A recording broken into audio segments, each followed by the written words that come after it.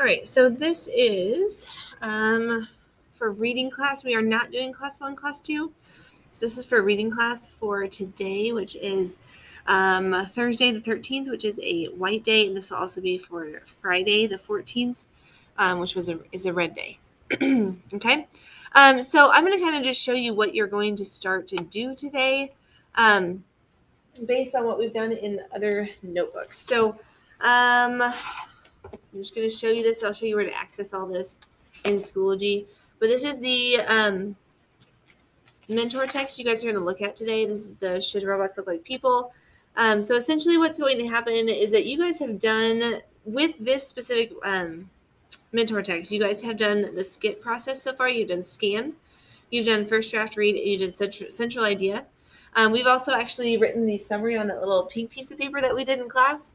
But today, you guys are going to do a second draft read with intentional annotations. And I'm going to tell you what those intentional annotations are going to be. Okay?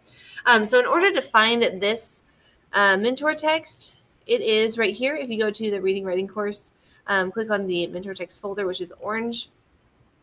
It's the top one right here. You'll click on this and you can open it. We are going to be annotating this, so it would be great if you could print it. If you cannot print it, I can show you a different way to do that, but it would be great if you could print it. Okay, so I'll show you how you can do either way, but if you have access to a printer, print this, it'll be a lot easier. All right, so what you're going to do is I'm going to show you what we did last quarter or second quarter. I forget which quarter we did this. But on page 38 in your old notebook, we did this mentor text is Do Mummies Belong in Museums?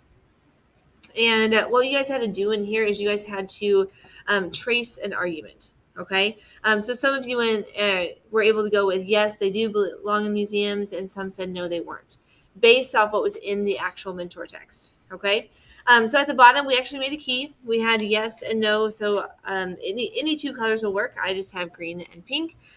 So essentially what you'll end up doing, and what we did in the past with this one, is as you are going through, you're going to find facts that support. I'm going to do this one instead, actually. So as you're reading, so again, make a key like we did here. And then what you're going to do is you're going to do that second draft read and trying to find things and facts that support, yes, they should look like people, and then also to find facts that support the other side of it, that no, they should not look like people. Okay, so print this, have yourself some sort of colored key up here so that way you can figure out what is what. And then you're going to do that second draft read, find those different examples and highlight or do that different color for yes, they do, or no, they don't, or it shouldn't look like people.